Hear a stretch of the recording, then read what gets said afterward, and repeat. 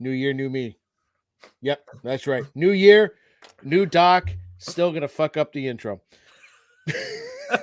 Wait for the goddamn tweet to send so I can fucking retweet it. It's driving me bananas. Ladies and gentlemen, boys and girls, listeners of all ages, Geeks Worldwide Radio and the Dork Shared Universe proudly present to you the greatest. And I mean the greatest. And don't you ever forget it. 2023, 2024, 2035, the greatest podcasting team in the world. He's the Fry Guy, Nick Friar. I'm your friendly neighborhood backpacker, Dr. Joe. I am just kidding. God damn, I'm going sideways here, Nicholas. Wow. Yeah, it happens. New year, new me, right? So, yeah. Friendly neighborhood backpacker, Dr. Joe. Together, we are the TLDR Comic Book Club, baby. You see what happens when you try to throw in a whole bunch of new shit to start the year? Everything just goes all fucking cattywampus, Nicholas. Yeah, maybe that's the new you. You're gonna start because you're like, I'm gonna, same doc or new year, new doc, still messing up the intro. It's like you never mess up the intro. That's gonna be my thing. Find new ways to screw up the intro. Yeah, I think you finally moved into like my second hand of how many times you screwed up the intro on the show. Like that's saying a lot. You do an outstanding job. But yes, it is a new year. Happy New Year to all of our listeners. Of course, we ended the year in emphatic fashion with the floppies, which we did get a lot of good feedback on that. Had a great time. Honestly, too, I have a confession for you, Joe. So when you changed it to the floppies, I was like, oh, okay. Well, I'm like, is this a coffin flop thing? Is that what this is? Like, because you occasionally throw like Corncob TV on your screen for those who don't watch when we stream, whether it's on Doc's Twitch, our YouTube channel, or over on Twitter or X, whatever the fuck you want to call it. So I was like, is this a coffin flop joke? But then it's like, oh no, wait, that's what they fucking called floppy. Such a dumbass. Right. Come on, Nick. Yeah, not my best moment, but it was a great name, and the people seem to really like it too. Some are saying that it's bigger than I can't even remember what the other awards are that you have in comics. So when it's floppy and you're still bigger than everyone else, that's saying something, Nicholas. This is very, very true. Look at that. And a reminder for anybody who's new that just found us during floppy season as we kicked off award season across the country, across the world. A reminder to find us also on our audio channels. If you're only watching us on a stream right now, find us on our audio channels. Make sure you subscribe there. Also, please leave a 5-star rating and review, assuming that's the highest rating that you can leave. Otherwise, leave the highest one that you can leave. Otherwise, you're going to learn the real meaning of backcracker. The reason why I'm telling you to do that, as much as we love to have you watching with us while we're streaming this thing, is because that's the only place you're going to find our Friar side chats. And again, if you're new to the show and you're wondering what the fuck does that mean, it means A, I'm a little stuck up and conceited and want to name a segment after myself. And also, it means that those are the conversations that we have with creators across the industry and editors too, other people across the industry as well, sometimes big decision makers. So you want to make sure that you subscribe to the audio channels. It's the only place you're going to find those conversations. And we're talking all different types of people, a lot of writers primarily too, but we mix in artists here or there. And Joe, I know we've been working on, we've just been talking to people, and who knows when we're going to have our next one on. That's kind of the whole reason why you have to subscribe to the show. Yeah, they could pop up at any time. We could have them planned out. And like the month of November, we didn't have any planned, and bang, almost the entire month was chats. So definitely smash that subscribe button, follow us, like us, all that fun stuff, so you can hear our sultry voices many days of the week. Is that how Cy Spurrier described our voices? He definitely was complimentary. I'm like, okay, he might have. Yeah, he might have. Okay. Yeah. Okay. I know my voice is nails on a chalkboard for people. So as is your face. Oh, smashed you. And on that note, let's get into catching up, Joe. What have you been reading since we last convened? So having some time off here to start the new year. I'm trying to catch up on a couple things that I've been meaning to catch up on. Scarlet Couture, issue 5. That was the final issue for that arc. Which was really excellent. I've been in a Usagi Yojimbo mood.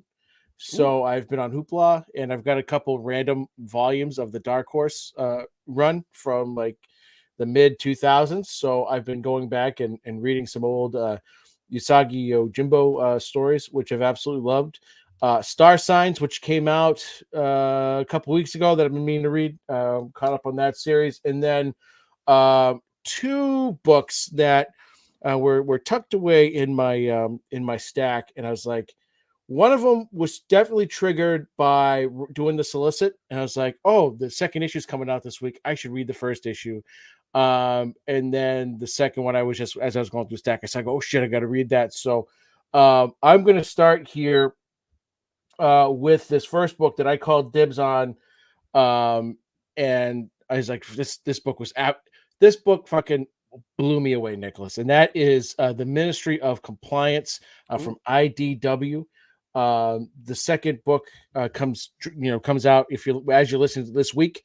And it's a huge issue. The first issue is like 68 pages long. It definitely took some time to get through, but it was absolutely fucking excellent. It is a sci-fi sort of political thriller that revolves around, what you think they look like human beings, but they're from a different planet, and they're trying to, take over, the planet.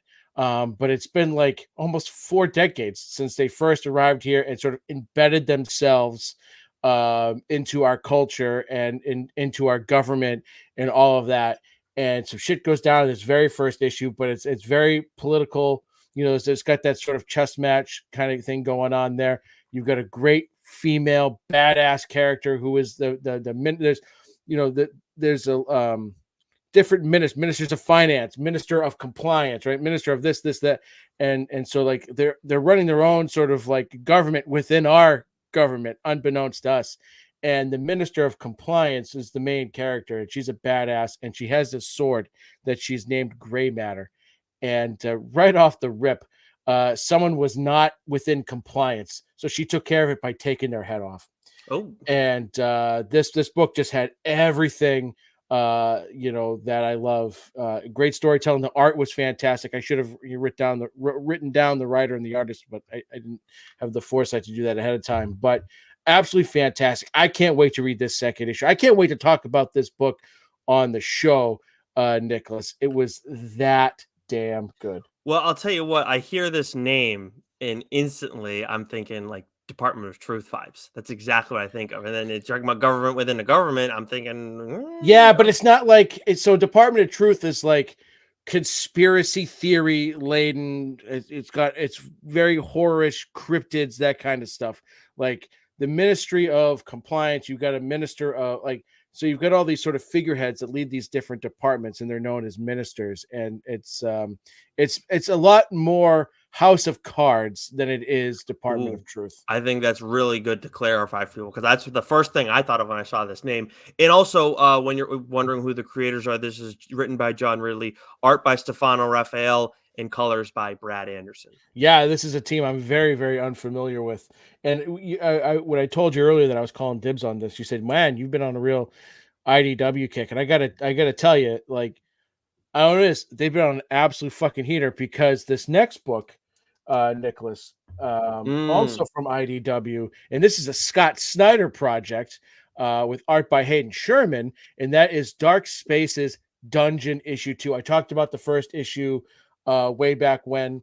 The second issue, which I caught up on, was even fucking better. This is some of Scott's, I think, finest writing here, because there's this real serial killer cat and mouse game that's going on.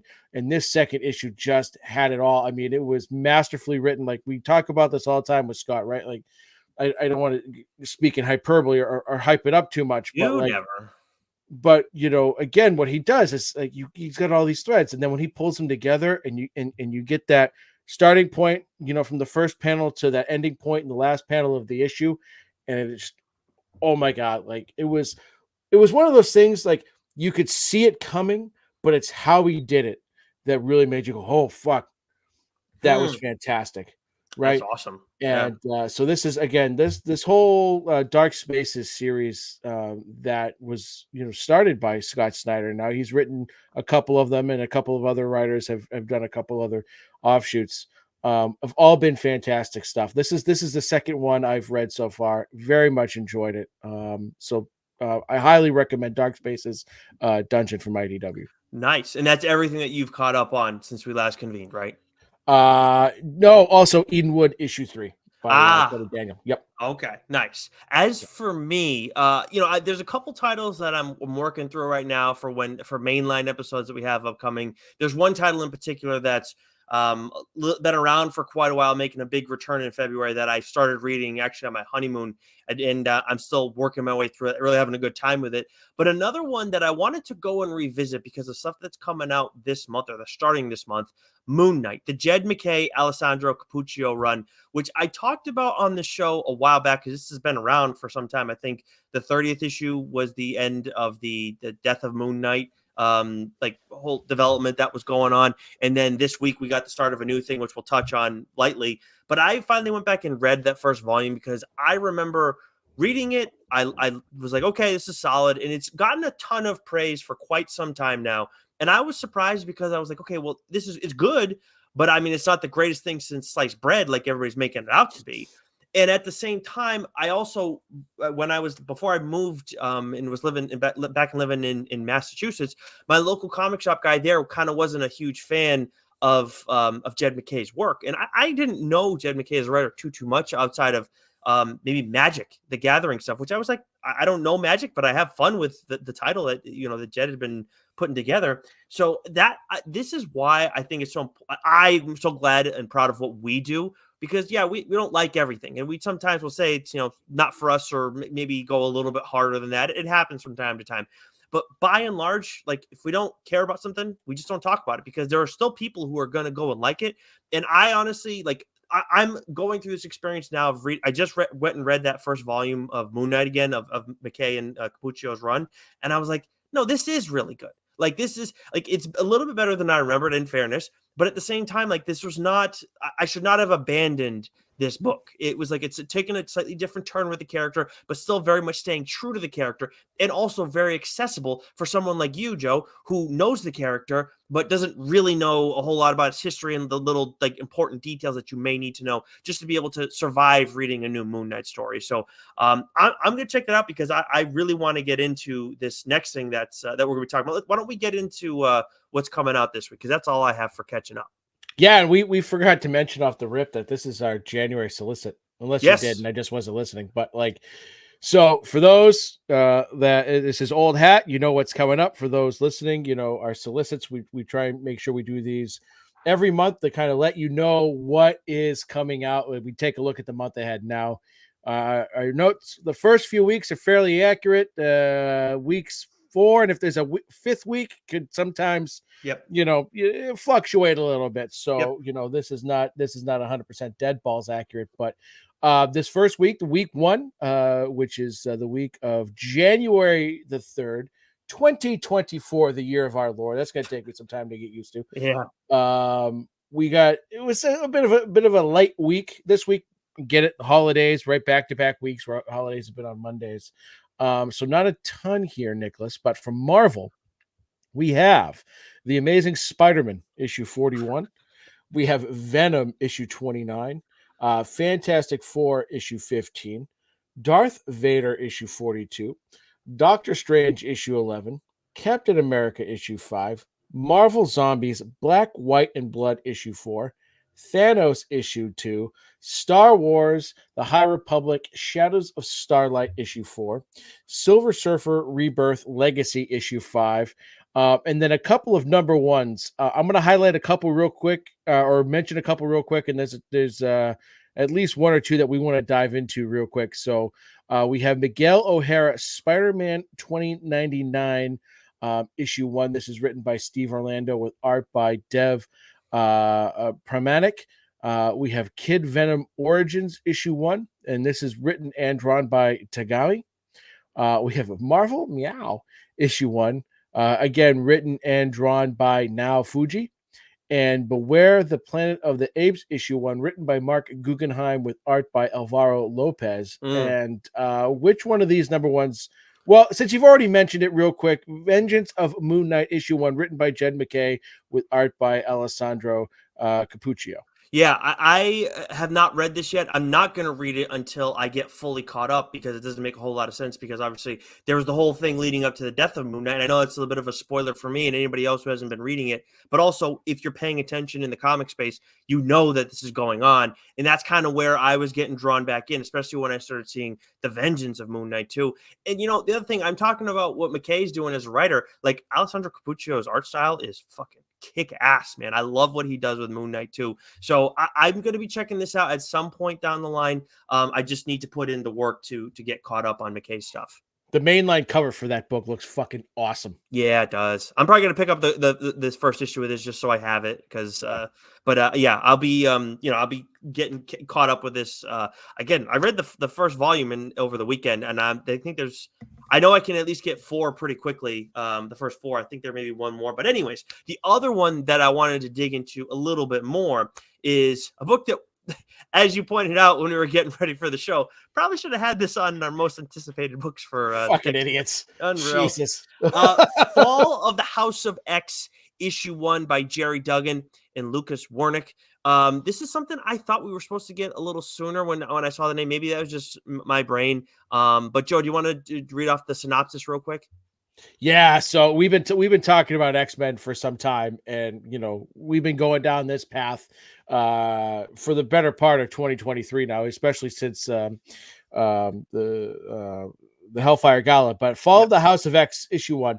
Krakoa has just begun to fight. Mutant kind has never had a greater fall. From the highs of Krakoa, their own glorious nation, a place where they were safe and happy, to the lowest of lows. Outlawed, hunted, killed, most of their kind missing or dead, and now one of their greatest leaders, Cyclops, is on trial facing a death penalty. Like, yeah, baby. So I did get a chance to check this one out, and the Cyclops stuff is pretty friggin' awesome too. And for somebody who I like Cyclops, but I also will call him on his bullshit. Like, he can be a real pain in the fucking ass.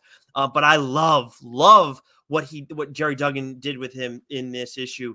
And also, and just in general too, like, Duggan does such a good job writing the X-Men. Like, it blew me away in this issue, particularly because it's just, there's a lot of, like, there's some fun stuff that's mixed in with the dialogue here, like with Wolverine and Colossus and some of the other characters, but those two most notably. And then we also got like these epic developments that he has, like with stuff that's going on with Rasputin 4. Yeah, Rasputin 4 in this. Like, it's kind of a wild shift in the middle of the issue. And it's like, he somehow it all flows perfectly though. So I love what he's been doing. And then of course Wernick, he does his action stuff is kick ass. I mean, are we on year 4 now of Krakoa? I mean, when Hickman started, when he sort of took over X-Men with House of X and Powers of X, that event was awesome. And I love both those series. And then I made it about 12 issues, and then I started to tail off X-Men. And then it sort of, I wouldn't say it got rebooted, but Jerry Duggan, Duggan took over. And I've been way more into X-Men again. He, like you said, he's done an absolute excellent job. So I can't wait to see how this whole Krakoa era sort of comes to an end. But yeah, I can't wait to read this. July of 2019 was when the House of X stuff began. Yeah, so awesome stuff there. So some big ones for Marvel, moving the needle a little bit more for me lately, it seems like. Then from DC, we got Batman 141, which you are on top of.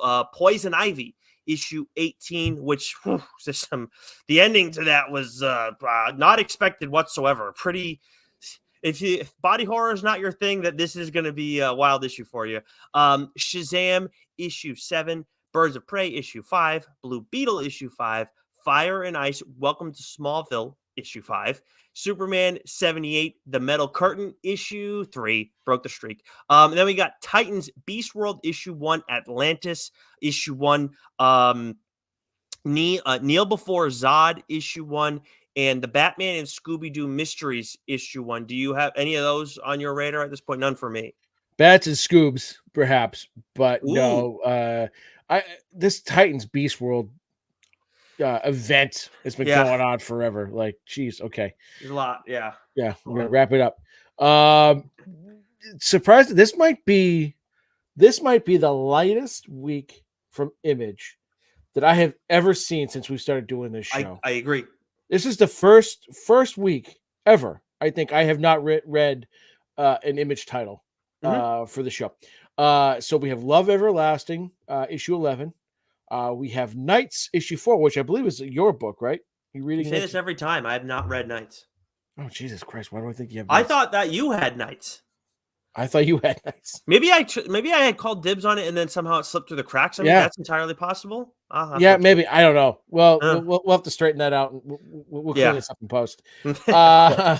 Destiny's Gate, issue 4, and then Packless, issue 0, written by Alan Warner, DJ Bryant, Dustin Weaver, with art by Dustin Weaver. This looks like it's sort of an old story, an old comic that they sort of collected all into one special standalone issue, and they say buy it now because you're most likely never going to be able to collect it later again. So that is that from Skybound. We have The Walking Dead Deluxe, issue 80, and Nicholas, take us through Boom. Oh, hell yeah. So Once Upon a Time at the End of the World, issue 11, Ghost Lore, issue 7, which I've talked about on the show, of course, by Cullen Bunn, friend of the show, and Leo Max, Ranger Academy, issue 4, and then we have The Space Between, issue 3. Last but not least from Boom, we have an issue 1 coming out this week, one that we've talked about quite a bit on this show, Pine and Merrimack, issue 1, written by Kyle Starks and drawn by Fran Gallen. And for those, again, who are new to the show, new year, new show and everything, Kyle Starks was on the show recently, talked about Pine and Merrimack. If you're interested in getting some more information, either before or after reading it, highly recommend checking that interview out. And also, if you're a big basketball fan and you like Kyle Starks, we also talked to him for a fucking hour about basketball too. But I'll go through the synopsis real quick, Joe, before you share your thoughts. On the corner of Pine and Merrimack sits a small, unassuming town. Just a simple place, simple people, and one horrifying secret that could change everything. After a lifetime of witnessing the worst that humanity has to offer, former homicide detective Leanna Kent has decided to put all of that behind her. Alongside her husband, a former professional MMA fighter, in the unofficial brawn to her brains, she's moved far from the busy city to open a quiet little detective agency. And I'll stop there. There's a little more, but I think that sums it up pretty well. Yeah, what a brilliant first issue. And not only is it very well written, the characters, you're immediately, Linnea and her husband, right? You're immediately like, you're rooting for them, you love them, right? There's some great intrigue to start the issue off. There's some great intrigue at the end, but it's the art that really blew me away in all of this. The Fran Gallen's art, it's just fucking gorgeous. And so this is one of those, you see it on the rack, grab it, buy it, read it. You'll be more than pleasantly surprised with it, and you'll be sucked in immediately. I think there are a lot of books that we talk about that we really like, and obviously there's a ton of books we talk about that we really like, but there's we know, if I go and read a horror stuff, you and I both know not everybody enjoys horror stuff, or maybe I like to talk about dark fantasy a lot, and some people, it's that's not necessarily their thing. But if you like dark fantasy, you got to check out that book.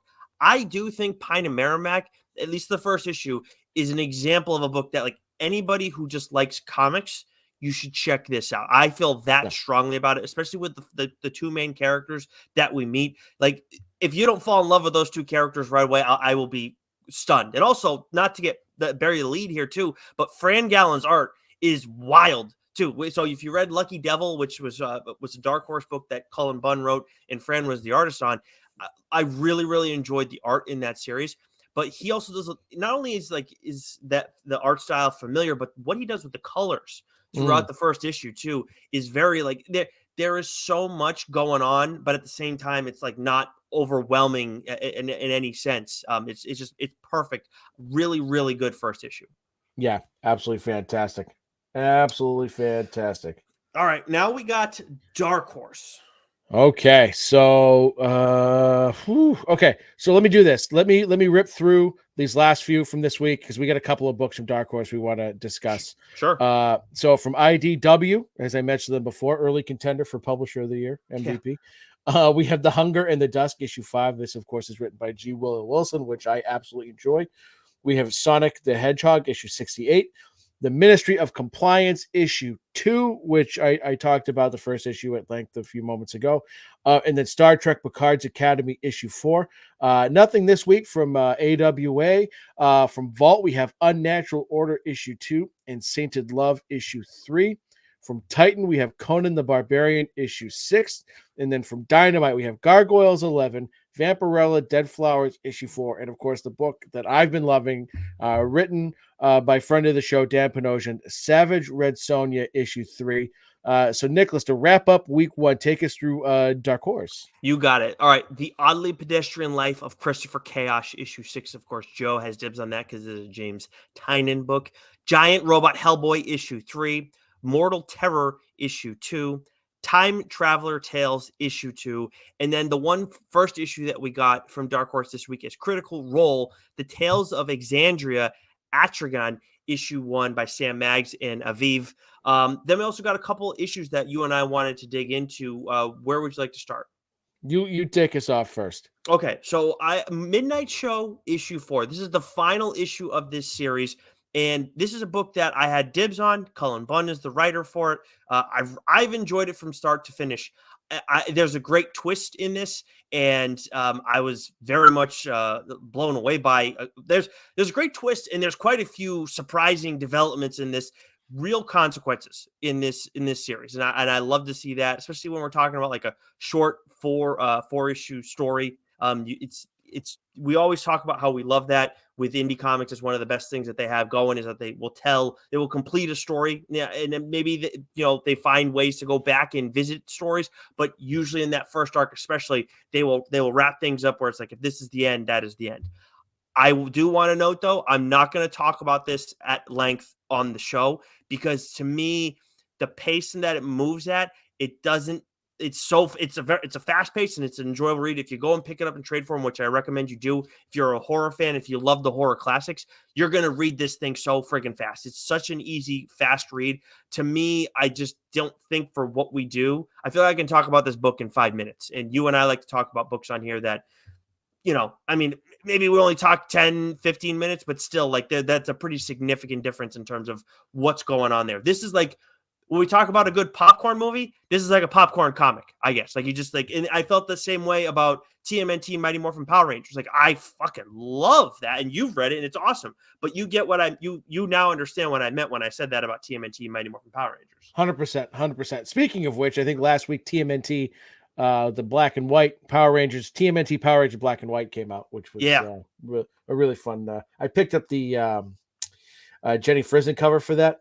Gorgeous. Ooh. Yeah, gorgeous. Ooh, nice. Yeah, good collector's item for sure. And then, Joe, we got Drive Like Hell, issue 3, of course, by Rich Douek. And now the reigning unanimous Jack Kirby Award winner, Artist of the Year, Alex Cormack. But Joe, I know I've been blabbering on about some stuff already. I am going to go here too.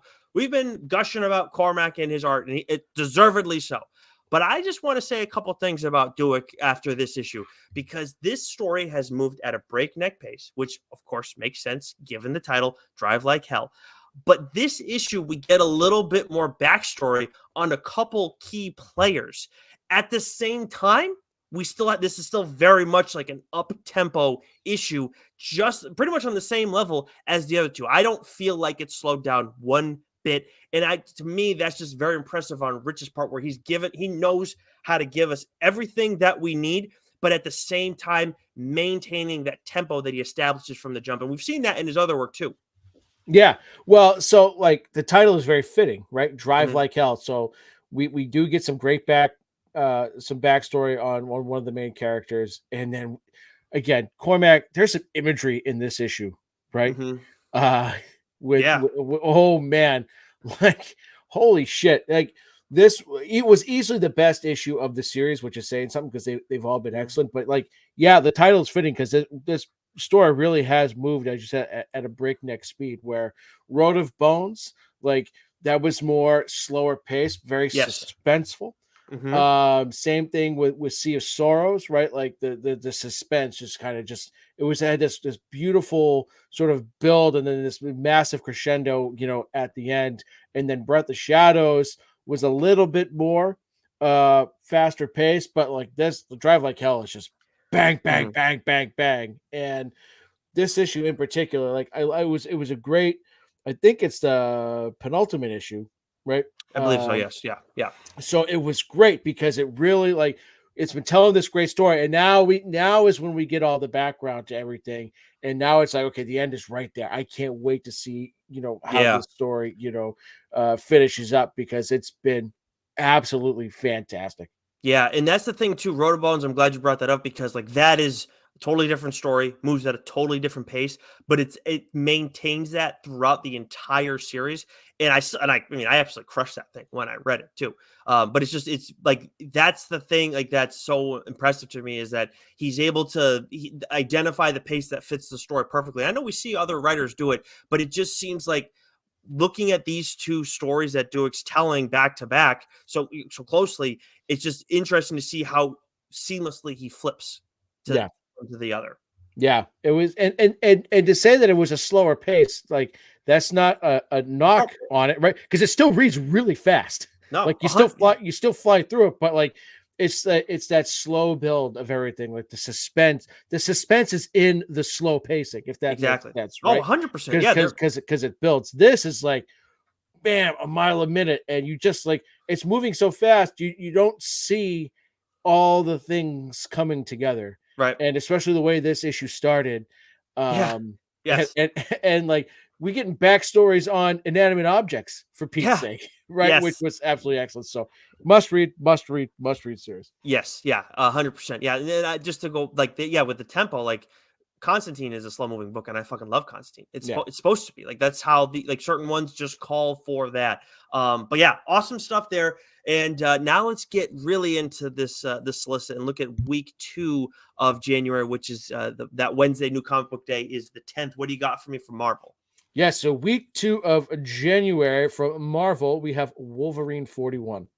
We have Miles Morales Spider-Man issue 15. It We have always makes me laugh. I don't know why, it just always does. the Avengers issue 9, Star Wars issue 42, Blade issue 7, the Sensational She-Hulk issue 4, say that 10 times Nope. fast. Daredevil Gang War issue 2, Luke Cage Gang War issue 3, Spider-Gwen issue 2, Mandalorian season 2 issue 8, Thunderbolts issue 2. And I'm just gonna sort of say this now, like Miguel O'Hara Spider-Man 2099. This is pretty much coming out every week. At least that's how it is. You're gonna hear this over and over and over again. So we're not making Huh. mistakes.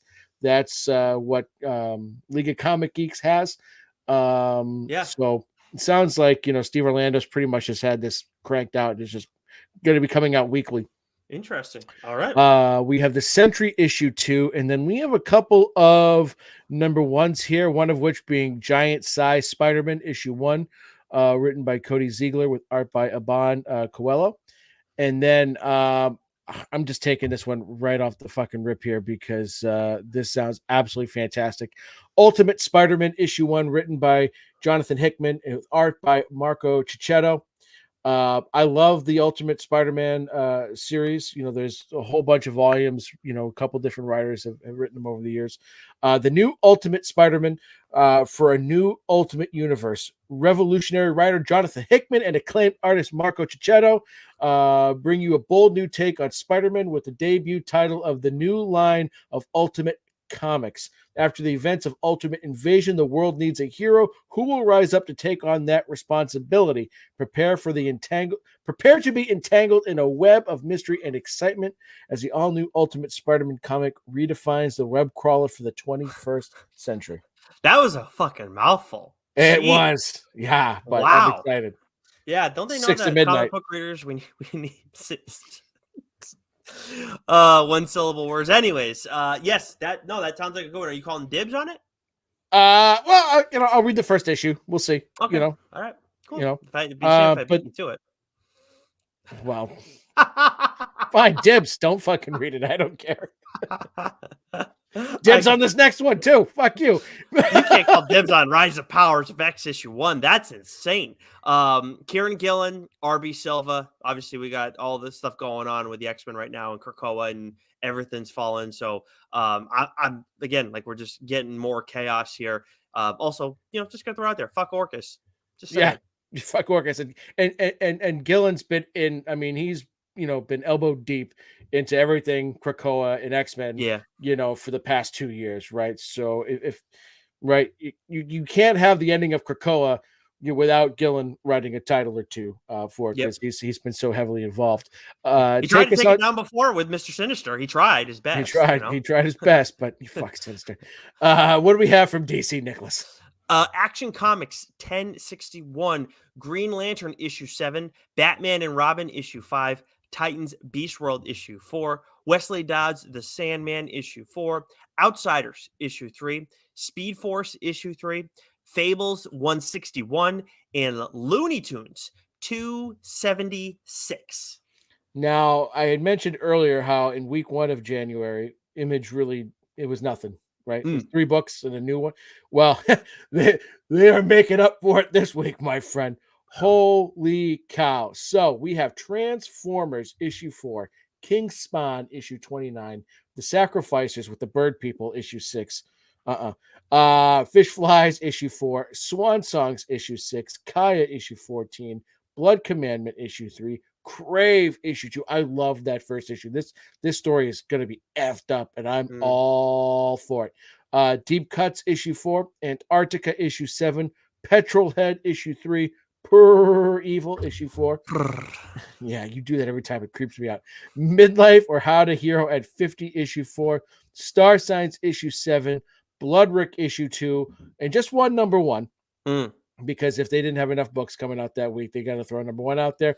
Adventure Man Ghost Lights issue 1. This is written by Matt Fraction with art by Tony Dodson. What do we have next, Nicholas? Terry Dodson, and I'll tell you what. Oh, Terry. Matt Fraction. I might have to check it out. Might Yeah. have to.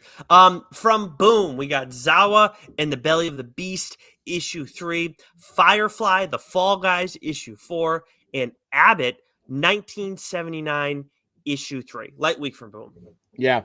Light week for a few of these coming up here. From Dark Horse, we have Usagi Yojimbo, Ice and Snow, issue 4. Masterpiece, issue 2. Quick Stops, volume 2, issue 2. Tear Us Apart, issue 3. Subgenre, issue 3. And The Assassin's Apprentice 2, issue 2. I'm looking. I told you I've been trying to sort out our list of dibs, at least on my half of it, and I forgot. Like I called dibs on Masterpiece too, and I fucking love that issue. I got to make sure. Like somehow that didn't get added to the list previously, so I'm gonna have to do that at some point. After we're done. From IDW, we got TMNT Saturday Morning Adventures issue 9. Another reason for you to have them be early MVP favorites, because I know the Wee one is a big fan of the Saturday Morning Adventures, right? Yeah, and what's great is that so she's reading, like she can just full out read now, right? And I've been coming home from work or like going just whatever, and I got her first short box with her comics in there, and I've been seeing her on the couch just reading comics. Nice. Right, so it's awesome. So yeah, she's and she loves the turtles and all that, so that's definitely a good one for the Wii one. Yeah, nice. And then we also got Earth Divers issue 14, Dark Spaces the Hollywood Special issue 5, Star Trek The Strange New Worlds the Scorpions run issue 5.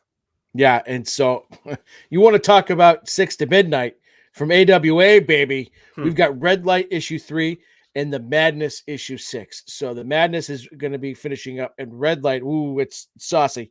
But it is also like really violent and really good. So this is going to be a hell of a week from AWA. And then from Vault, just a light week, Lone issue 2. Kind of ironic that is the Lone title that comes out that week. From Titan, Dead by Daylight issue 4, and Guma, the beginning of her issue 2. They also got Rebel Moon, House of the Blood Axe issue 1. This was something that we heard was going to be coming out with Rebel Moon. Have you watched the movie yet? No, and I don't think I ever will. 9% on Rotten Tomatoes. I can only imagine that number's gone down. I just don't know how you have this whole concept of the this isn't the cut that I want. Again, it just doesn't make any sense. It's all fucking marketing nonsense, and that's half the reason why I won't fucking watch it. Feels like it, honestly, at this point. But anyways, what we got from Dynamite? Okay, I'll wrap up these last few here. Okay. So from Dynamite, we have Alice Cooper issue 4, Sheena, Queen of the Jungle, Fatal Exams, issue 5.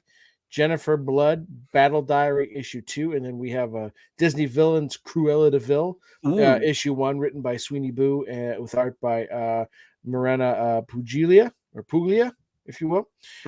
From Scout Comics, we have Banshee, issue 5. That is written by friend of the show, David Dwanch. From Mad Cave, we have Project Reese, issue 6. And then you highlighted this book in red. You want to mention this number 1 real quick? Yes, Dear Editor, issue 1. I meant to check this out. We got an early look at this one. I just haven't gotten to it yet. Ryan Lindsay, Sam Cavella, Dear Editor, issue 1. A John Doe slaying lures a journalist into a world of political intrigue, a Wi-Fi enabled grotto, and a station locker full of secrets. For Bucky, an editor of the crime beat at, quote, The Truth, close quote, that's all in a day's work.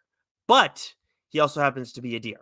So I want to just check it out. We got the review copies. Like, this is why we do this shit. And Mad Cave's been putting out some really interesting stuff recently too. No, they really have. And I forgot that we had the advanced copy of this. When I was, typing this all up, I go, this has to be good. There's no way this isn't absolute fantastic. So yeah. I'm gonna have to go peep the review copy there. What do we have from Source Point Press to wrap up the week, Nicholas? Murder by Mail, issue 3, and There Was Another Life, issue 1, which is by Lindun Radchenka and Stephen Cowell. Then we move, Joe, into the 3rd week of January. We got 2 more after this to get through. But the 17th, what do we got from Marvel? So we have The Amazing Spider-Man issue 42. We have X-Men issue 30. Fantastic Four issue 16. Daredevil issue 5. The Invincible Iron Man issue 14. Guardians of the Galaxy issue 10. Star Wars Bounty Hunters issue 42. Black Panther issue 8. Miracle Man by Gaiman and Buckingham, The Silver Age, issue 7. Star Wars The High Republic, issue 3. Alien, issue 3. White Widow, issue 3. Miguel O'Hara's Spider-Man 2099, issue 3. Cap Wolf and the Howling Commandos, issue 4. Obi-Wan, issue 4. And then we have a couple of number 1s here. Ooh, yeah. So we have Jackpot, issue 1, written by Celeste Bronfman, with art by Joey Vasquez. And then 2 here we want to highlight real quick. This one really, really piqued my interest. This is Avengers Twilight, issue 1, written by my Chip, with art by Daniel Acuna. And you'll see here, Nicholas, on the notes, dibs as of 1/1/24 at 3:07 p.m. Wow, look at you, not fucking around. Okay. No, not with this one, baby. Not with Chip back at Marvel. In a gleaming new world of prosperity, Captain America is no more, but Steve Rogers still exists, floating through an America where freedom is an illusion, where the Avengers are strangers and his friends are long dead. But is this a dream? How do you assemble Avengers in a world that doesn't want them? If anyone can make Steve Rogers fascinating, interesting, and add some layers and complexity to him, it's gonna be Chip. Dude, right? This sounds like an interesting concept, period. And then to hear it's Chip that's writing it, I'm actually like kind of pissed. I was like, okay, it's Chip, that sucks, but it's bound to happen with Joe from time to time. It doesn't happen as often as I would think it would, quite honestly. And fuck, like this is a bad one for me to lose out on. Yeah. I had to timestamp it. I had to, because I didn't want you pulling any shenanigans. Because surprise, I can't edit the dibs list. So I didn't want Nick, going on there being like, "Oh, you didn't put it on the list. I've got it. I timestamped this. Wasn't fucking around." So now we got our own conspiracies going on. Jeez. Also, I'd like to note, talking about New Year and everything. We've talked about how we've had like other creators reaching out to us. I think this is the first time that I've gotten a note about a interview mid-show. We'll talk about it after the show, you and I, of course. But yes, look at that. You never know when it's going to happen. Seriously. We have no idea what it'll be, but that's another conversation for later. I don't want to lose out on talking about Cable real quick by Fabian Nicesia and Scott Eaton. The future must not come to pass. All the signs are here. The necrocracy? Neocracy. That's what I don't know, Neocracy. How would you say that? Neocracy? Neocracy, I guess. I'm Ron Burgundy. Yeah. Is either way, whatever that is coming, and it with it comes not only the end of mutant kind, but all of the humankind as well. As if rescuing young Nate from the ongoing threat of Orcus weren't enough, can Cable root out the growing threat and decimate it before again Neocracy as a chance to take hold? Neocracy would be the way that it is pronounced, Nicholas. Sort of Thank like you. bureaucracy. Ah, And it is a noun, and it means a governed by the new or inexperienced. oh, Neo, interesting. new, crassy government. Right. It was a quick little Latin lesson for you. So basically, if our nephews were running the world, is what you're telling me.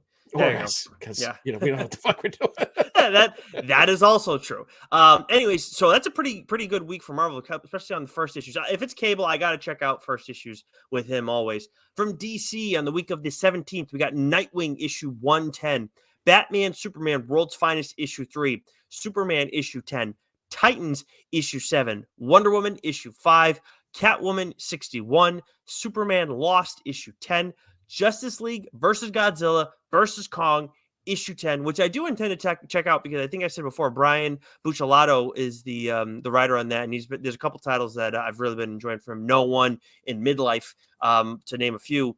Green Lantern War Journal issue 5, Jay Garrick The Flash issue 4, and then another title where we recently talked to the writer of the series. The artist on this is Aaron Campbell. Writer is Cy Spurrier. If you follow us on Instagram, you saw Joe sharing Sean Phillips' cover for it. It's pretty fucking kick-ass. John Constantine, Hellblazer, Dead in America issue 1. Another one that you and I have already gotten a chance to look at, Joe. What'd you think? Tremendous, absolutely tremendous. I caught up on a lot of the Cy Spurrier's run on Constantine before our chat with him, and I love his writing, and I love, like, the first volume had a couple of different artists on it, and it was Aaron Campbell's that I enjoyed the most. So I'm really pumped to see him back on this, and I'm glad to see Constantine taking on some new and different stuff here. So look at you. Yeah, absolutely excellent stuff here. So again, if you're a Constantine rhymes with swine fan and a Spurrier fan, this is definitely must read stuff. Yeah, and apparently Joe's really trying to get in good with Cy. I know you had a good time talking with him when we had him on last, but geez, well, him and we would have a ball and over a few pints. And you kind of did when we had him on. You were the only one that wasn't having a pint, apparently. That was yeah. I think it's like the first thing that he said on the show. I'm probably like 3 in. All right, yeah. Well, we had a great time, and I had a great time reading this issue. I've said it before that I think Cy really understands Constantine well. Constantine, pardon me. He also educated us on it, had patience to deal with that. But I really enjoyed it, and I do think Aaron Campbell. When I think of the art that comes with Constantine, I do generally prefer something gritty, something that feels kind of nasty. And I get that, and I mean that in a good way, from Campbell's perspective, and I get that here. So it feels like a horror book. We're going to get some scary shit here, and also like some characters are thrown in the mix that it's interesting to see them whenever they are alongside Constantine, and usually it doesn't bode immensely well for him. So I love seeing him get uncomfortable. And again, Cy puts everybody else around Constantine in an uncomfortable place, except for maybe the readers, because at least we know he's at a good distance from us. Well, because everyone knows he's an asshole, so it's important to know that. Real piece of shit. Yes, we just pay lives for New Year's Eve, slick back hair, you know it. Imagine we put him in white pants. Oh wow. So moving on to Image. Also, real quick, because you predominantly read the DC stuff, I like you when saying Superman to say Superman. Superman, got it. Right. Okay. I can do that. I think it's fair compromise. 100%. You got Superman. It. No, from Image. So like, Image is doing something very unique this month, where they started light and they're getting stronger and stronger and stronger and stronger each week. So we have the Deviant issue 3, the Scorched issue 25, Phantom Road issue 8. What's the furthest place from here? Issue 17. G.I. Joe, a real American issue G.I. Joe, a real American hero, issue Of all the 303. titles you probably shouldn't get wrong, it's probably that one. Right. Creep Show. Now I'm all Oh no. Creep Oh Show no. issue 5. Kill Your Darlings issue 5. Ooh. Right. The Enfield Gang issue 6. Hack Slash Back to School issue 3. Savage Dragon issue 267. If you've been reading Philadelphia, right? Our Mm-hmm. Bones Dust issue 2. Captera Universal Truths issue 6. The Bloody Dozen, A Tale of the Shrouded College issue 2. I love the first issue of this. Can't wait to read this one. Thank you, Quiz. You're the man as well.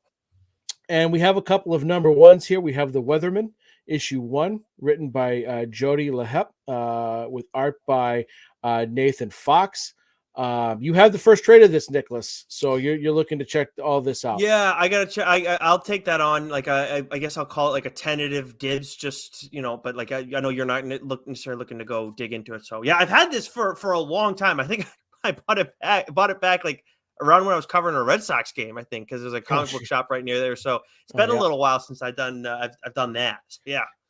So then we have The Colonized Zombies vs. Aliens, issue 1, written by Chris Ryall with art by Drew Moss. And then, so much like Transformers, Nicholas, like I had some action figures, watched the cartoon, but I wasn't a huge Transformers guy.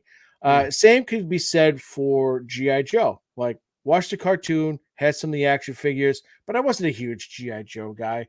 I think like I just missed the boat on that. Like I was just a little too young because it, been up anyways. But I loved what Daniel Warren Johnson has done with Transformers. And now Joshua Williamson is sort of taking over some G.I. Joe stuff. He's writing Duke. Which the first issue is out.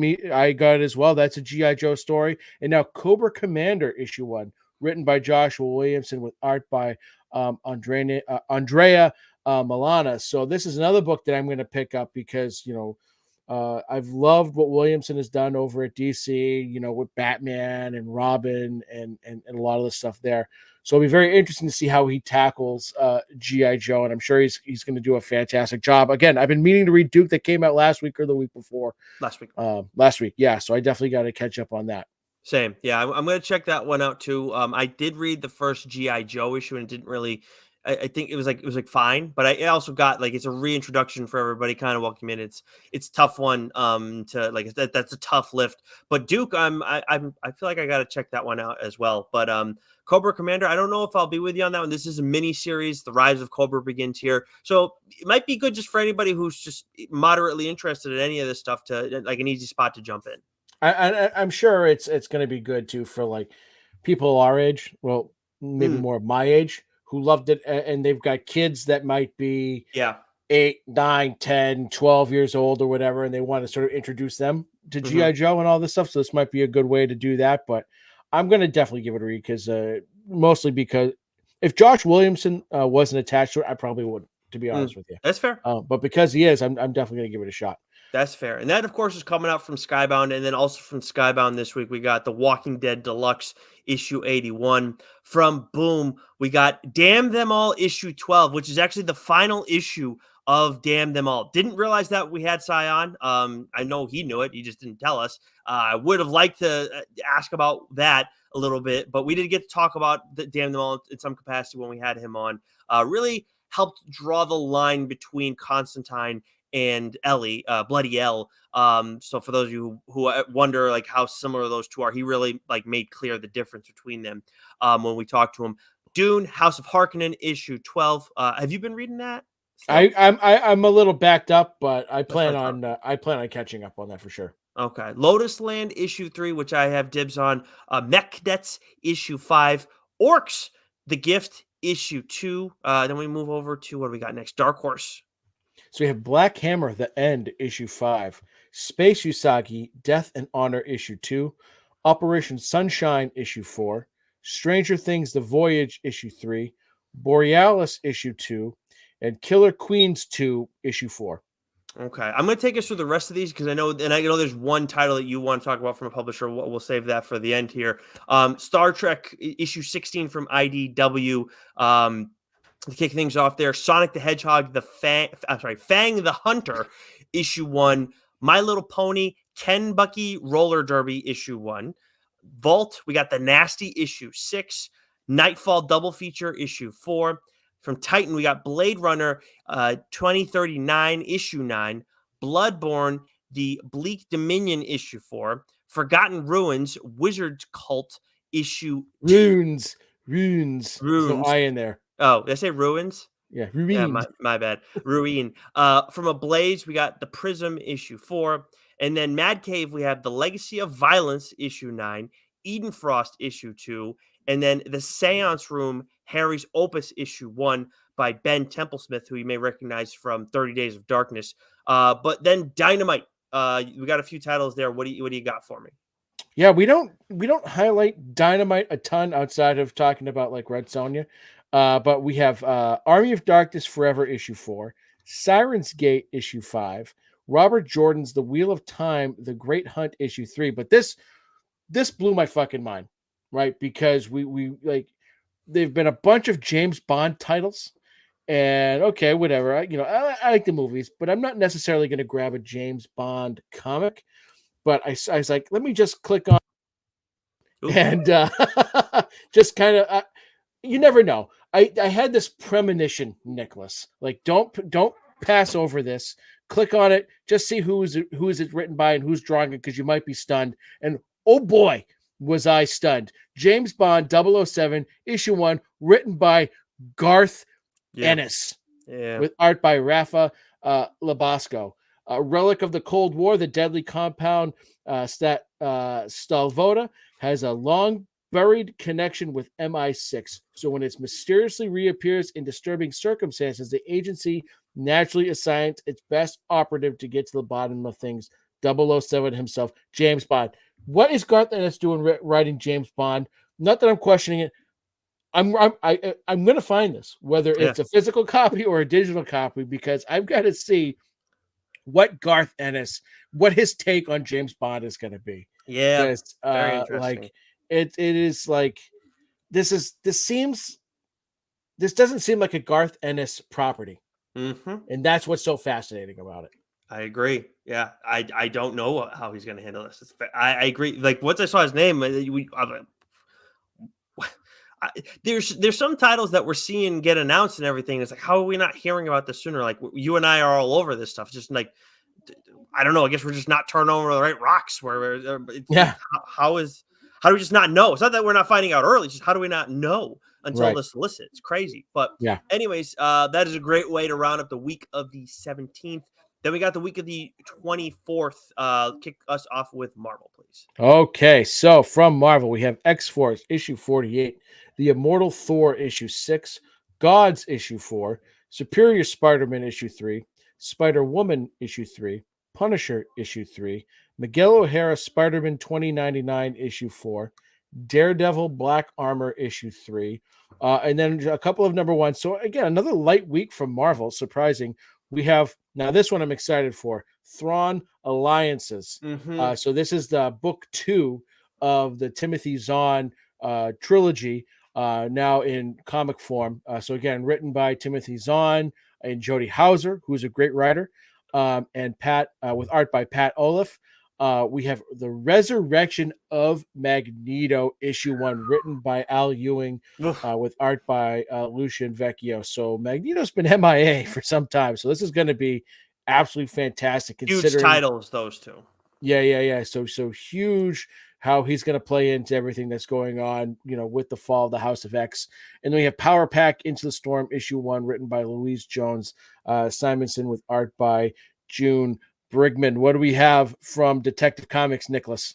Detective Comics 1081, Green Arrow issue 8, The Flash issue 5, Harley Quinn 36, Batman Brave and the Bold issue 9, Titans Beast World issue 5, The Penguin issue 6, Power Girl issue 5, Amazon's Attack issue 4. I'm surprised that one doesn't have a exclamation point for all the titles that we see. It's like, should we Amazon Attack, throw in some punctuation there, comma maybe too.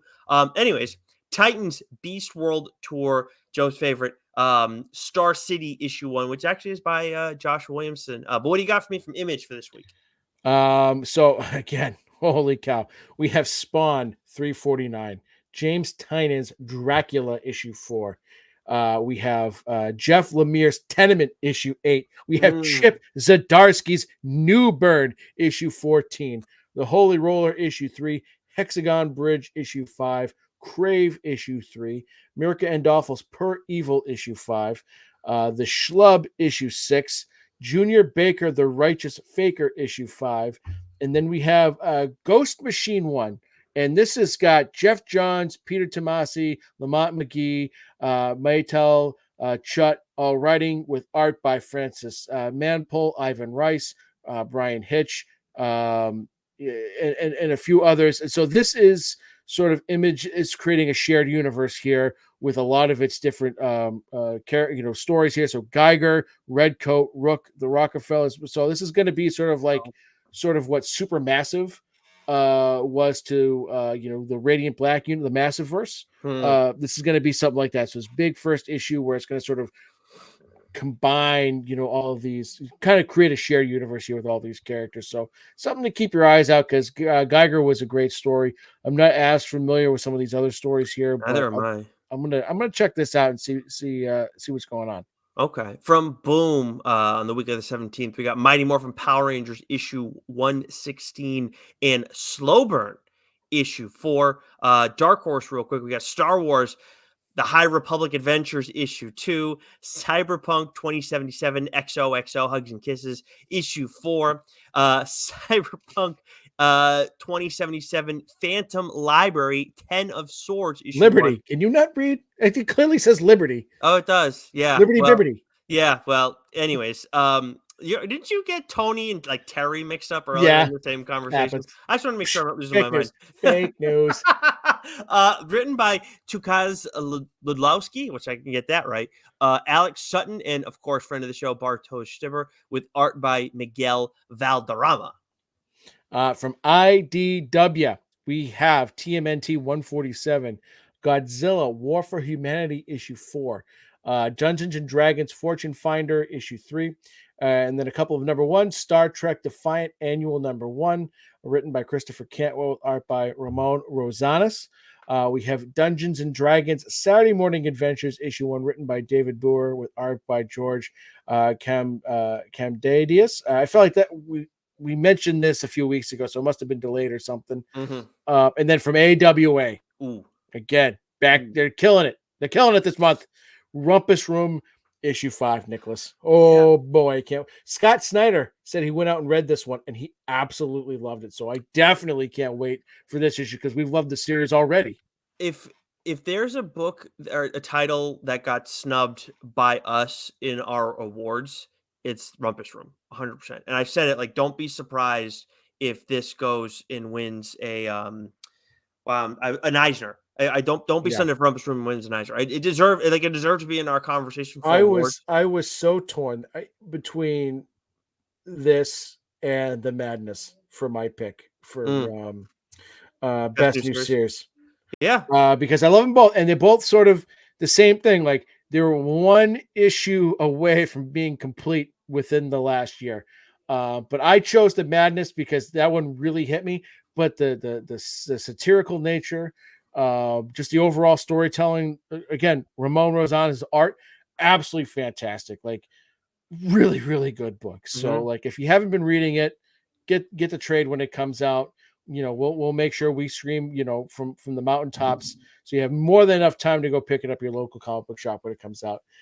This has been a damn good series. Yeah, and for me too, like, so No One was the best new series for me, but I've been loving that since the start of last year, and there's so much going on with it. And then for like underrated or surprising book, like Rumpus Room didn't surprise me. Like, it's fucking outstanding, and like we kind of expect that from Mark Russell. But it did help AWA win MVP, which you could argue is the most important award to win. For the rest of the week of the 24th, for Vault, we got Unnatural Order issue 3. From Titan, we got Conan the Barbarian issue 7, Star Trek Explorer issue 10. From Dynamite, we got Red Sonja issue 7, Gargoyles Dark Ages issue 5, Disney Villains Hades issue 5, Starfinder, Angels of the Drift issue 5, Garbage Pail Kids, Trashing Through Time issue 4, Justice Ducks, not to be confused with the Mighty Ducks, Justice Ducks issue 1 by Roger Langridge and Carlo Lauro. From Mad Cave, we got Skeeters issue 2, and then from Ahoy, a title that Joe has been talking about. Ahoy is a company we never talk about on here. Maybe we need to start doing that more because you've been loving Project Cryptid, and issue 5 of that is out the week of the 24th. Ahoy, ahoy. The Simpsons reference. Yeah, Project Cryptid has been really fun. Just, each issue is at least 3 sort of short stories, all revolving around different sort of, very cryptid type things. It's been fun. Okay. And with a revolving, set of writers for each story. So Gotcha. Okay, cool. Now we are on final week of January, the 31st of January. What do you got? All right. So we have Wolverine 42, which seems odd because I feel like we got Wolverine 41 only 2 weeks prior to this. So 40, 41, 43 issues in a month. I think that keep your peepers popped. This could be accurate. It could be very not accurate. Add it to your post and it won't be a problem, everybody. Yeah, bingo, bango, baby. Yes. We have the Incredible Hulk issue 8, Star Wars Dr. Aphra issue 40, Spider-Boy issue 3, Avengers Twilight issue 2, Spine Tingling Spider-Man issue 4, Avengers Inc. issue 5, Carnage issue 3, Deadly Hands of Kung Fu Gang War issue 2, Miguel O'Hara Spider-Man issue 2099 issue 5, Marvel Superhero Secret Wars Battle World issue 3. We have a Marvel Voices Legends issue 1 with various writers and various artists. And then we have Dead X-Men issue 1 written by Steve Fox with art by Bernard Chang. Nicholas, you highlighted this. Yeah, because Steve Fox was the writer on Dark X-Men, which is a book that I'm going to talk about on this show in the near future, whenever we do, whenever the hell we're able to squeeze in any mainline issues, because who the fuck knows? But he was the writer of that series. Jonah Sharf was the artist in that series, and I really, really enjoyed what he did with a few characters that one character who I love. Obviously, I'm there for Gambit originally, but then you start throwing in other characters who are like, oh yeah, I find him kind of cool. Like Azazel's an interesting character, did an awesome job. What a piece of shit that guy was. Like now I kind of want more of him. And then Madeline Pryor was outstanding too. So I'm all about that. About checking out Steve Fox X-Men stuff right now. Yeah, this premise, the Dead X-Men, seems really, really fascinating. I see Bert's in here. I went to grab my Washington hat. I was trying to find my Michigan hat, but I couldn't find it. Roll Tide guy over here. Come on. No, I don't want to see any Michigan shit on this show either, though. Yeah, you're a Northwestern guy. Yep. But real quick on the synopsis for the people that need a little bit more than just knowing Steve Fox is writing X-Men stuff. Death was only the beginning. When the world turned against Krakoa, these 5 mutants lost their lives. But their mission as X-Men is just getting started. To preserve Xavier's dream, they must accomplish the impossible or die again trying. Spinning out of the rise of the powers of X, discover who are the dead X-Men. Love you, Bert. Yeah, that sounds absolutely fantastic. Yeah, I can't wait to read that one. Unless you call dibs, we'll see what happens there. Yeah. What do we got from DC, Nicholas? Batman, Superman, Batman, Superman, World's Finest Annual. Batman and Robin Annual. Titans Beast World issue 6. Alan Scott, The Green Lantern issue 4. Batman Off-World issue 3. Batman 89. Echoes issue 2. And then we got a pair of first issues. DC Power 2024 issue 1 by N.K. Jemison and Jamal Campbell. And then Trinity Special issue 1 by Tom King and Daniel Samperi. This is okay. I was thinking it was like the Trinity, but no, this is like a new character. New character. Yeah. So we'll see. It's not Batman, so I'm sure it won't be half bad. From Image Comics, again, what a way to end the month here, Image. God, do I love you. Spawn 350, World Tree issue 7, King Spawn issue 30, The Scorched issue 26, Duke issue 2, Undiscovered Country issue 28, Firepower issue 30, The Cull issue 5, Dark Ride issue 10, Local Man issue 9, The Dead Lucky issue 11, Philadelphia issue 33, Edenwood issue 4, A Natural Blue Blood issue 6, Quest issue 5, Siphon issue 3, and then we have Bert, if you're still in here, you might appreciate this. We have Love you, Moon Bert. Man issue 1, written by Kyle Higgins and Scott Mescudi, who is also known as Kid Cudi. Yes. Right? Did I get that right? The kids is someone the kids are listening to. Kid Cudi? You don't know who Kid Cudi is? Nicholas, do I strike you? I mean, as a guy who listens to Kid Cudi? I mean, no, but I know Kid Cudi. I listened to Kid Cudi back in college. But that's the thing. He was from my college, so I don't know. I haven't listened to like music on the radio in maybe a decade. Huh. Okay. Right? It's podcasts or it's the same old 90s, early 2000s music I've listened to forever. Okay. I'm officially, I don't know what age it was, but I hit an age where it's like, new music, whatever. Yeah. Unless it's like, little T Swift, little Dua Lipa, I'm familiar, Swaggins is into it. So, she was walking around the house the other day singing Dua Lipa, and she got Santa brought her a little speaker. Oh, and that she, a little Bluetooth speaker. So Megan's got a playlist for her, and it's got all this music on here that I've got no idea. I even think Swaggins was ripping some Drake. Wow. Wow. So, there you go. But anyways, we digress. Moon Man issue. So Kyle has done this a lot. One thing we know about Kyle Higgins, besides being a kick-ass writer, is that he is tremendous at bringing people in.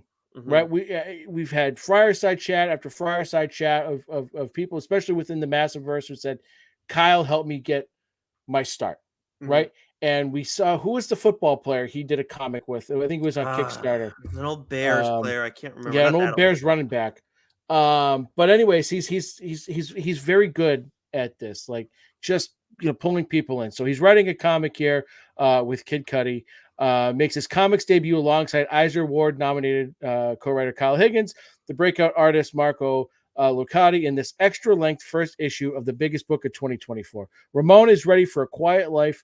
Whatever went wrong on that failed moon mission, whatever happened in the missing minutes the cameras didn't capture, all he really wants is to settle down back home. But those missing minutes hold an earth-shattering secret, and with all eyes turned on him, Ramon will soon find himself becoming something the world has never seen before.